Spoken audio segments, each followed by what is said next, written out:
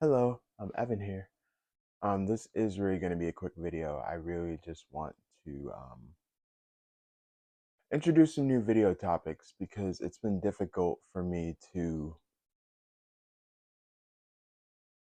conjure up stuff about the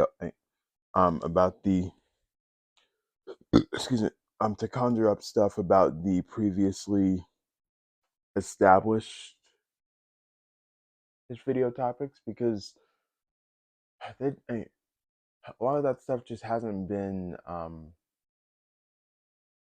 front of mind lately, and there's a reason for it. And it's because I've been dealing with a lot of really difficult things emotionally and in my life, and I'm in a um,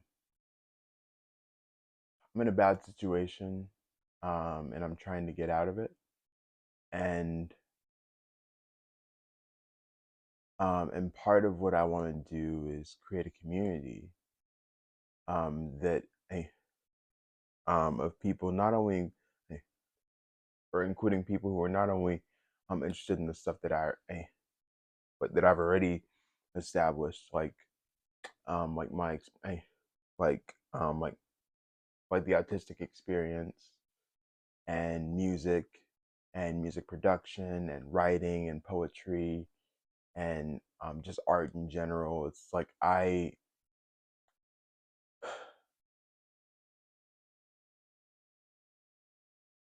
all that stuff's not going anywhere. It's just more so taking a back seat because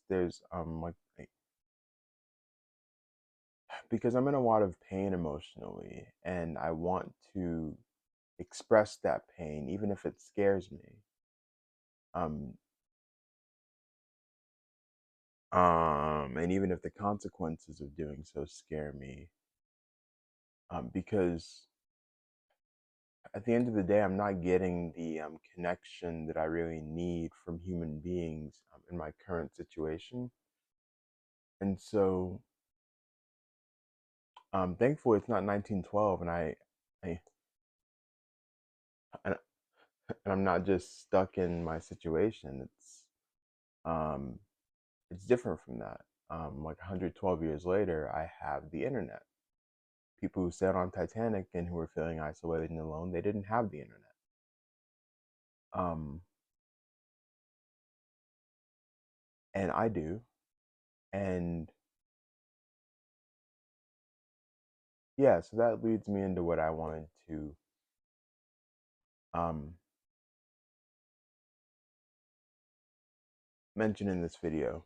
So, um, I, I- so it's recently been drawn to my conscious attention that I have a lot of experience with dealing with narcissistic abuse from people very close to me.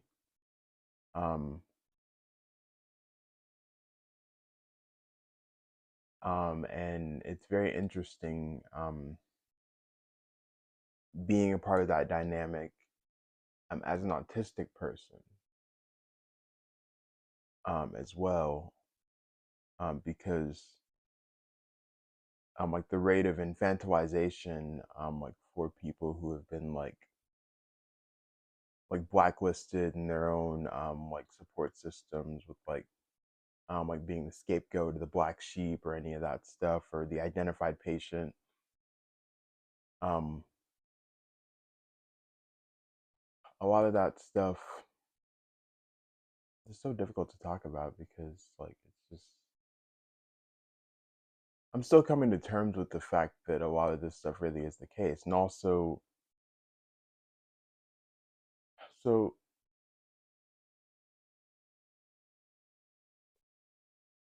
a lot of the abuse that I had endured and continue to endure um, um, led to a lot of like emotional damage, which manifested predominantly in the form of psychological fragmentation of my consciousness. Um, and and there's a clinical name for this. It's called dissociative identity disorder.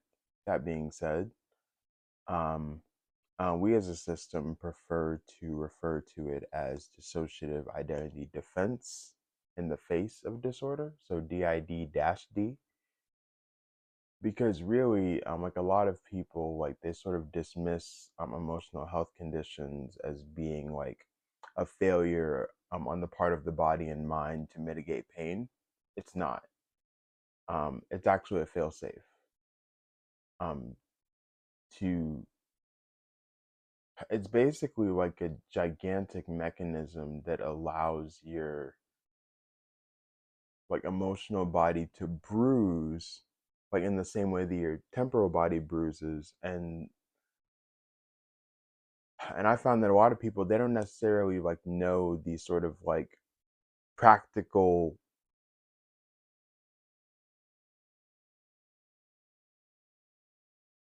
the sort of practical like the sort of practical purpose for like a physical body bruising.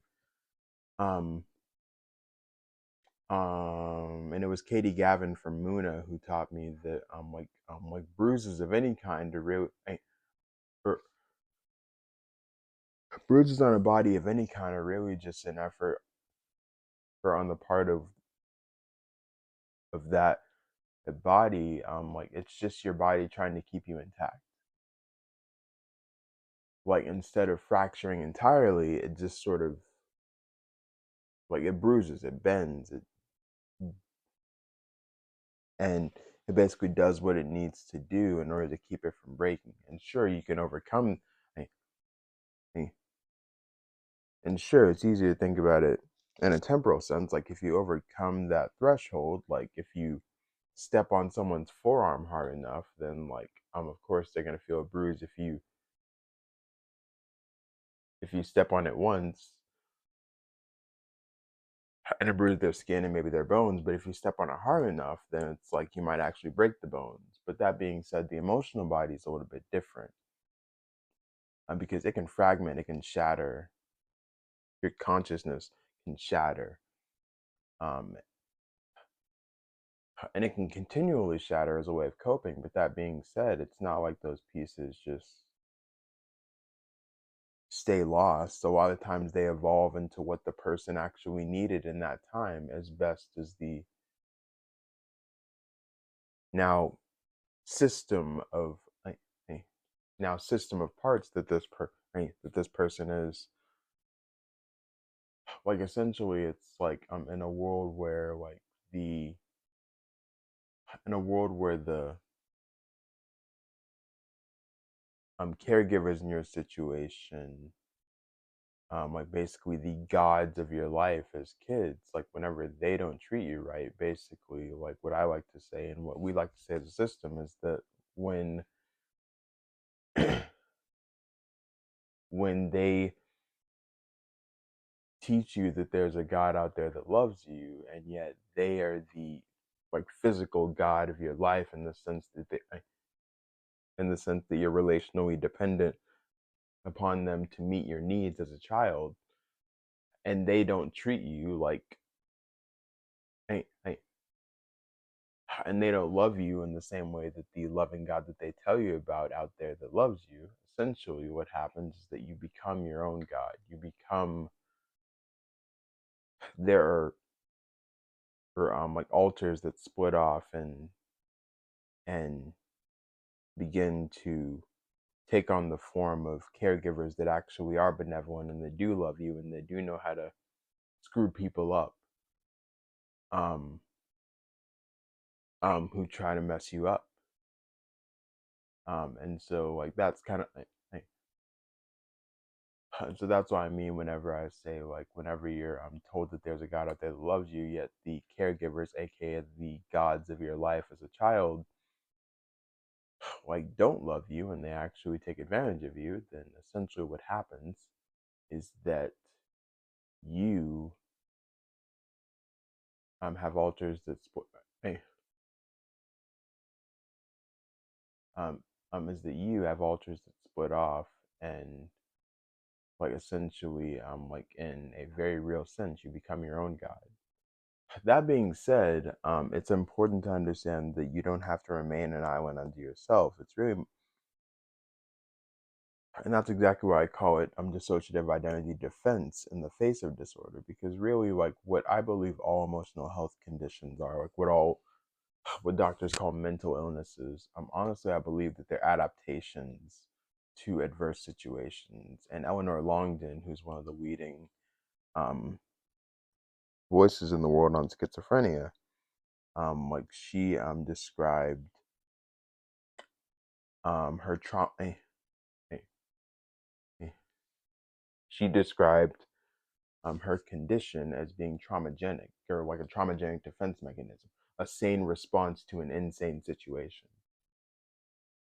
And so yeah, the two main topics I want to like just bring up as topic ideas, just in case y'all want to hear some of that. Like I'll still share some poetry. I've got some ideas for that. Like sharing some exclusive stuff that I've been working on that people may hear and the people may hear in song or spoken word form at some point, but that like I just like I don't see a reason to withhold it any longer. At least not in the complete sense. And so it's like I'll still do like the poetry and like I, I, and stuff about my experience as an autistic person will always be a part of the like will always be a part of the will always be a part of my videos because um be- because to be autistic is just that, it's an experience. And so um also this I oh, also this isn't an eye infection like I thought it was. I went to my I went to my ophthalmologist and they said that it's probably more so allergies, and they've given me some other stuff to take for it. But that being said, it's going to take a little bit longer for it to kick in, and so hopefully after that it'll be gone. Either way, yeah. So from there, like if you guys, like I've got a lot of stuff to share about the the experience with like emotional abuse, narcissistic abuse, and dissociative identity defense in the face of disorder, or as some people might just that more commonly and validly referred to as just dissociative identity disorder. Like we have a lot of like we as a system have a lot of um, insight to bring upon about that, and and honestly, we only know of like two other like autistic DID systems who are sharing their experiences on here. And so I'm like, why not make three? Like, why not have the Evan system like be a part of that too? Because our experiences are fundamentally different, and also we're the only um, like Black autistic DID system that we know of who's um, who's willing to say some stuff about this stuff. So, anyways, this video is already longer than I wanted it to be. That being said, I'm actively working not to fault myself for different things like that, because at the end of the day, I'm trying my best, and the people who mind about the link, their opinions of my videos don't necessarily matter, and the people like yourself who have watched like this far into the video, I imagine you don't mind. Um, Either way, I love connecting with you, and like and I'm also looking for a lot of different people to connect with, like through sharing my story and through sharing my insight, my ideas, as well as my art. And so and so um yeah, feel free to comment. I really love you.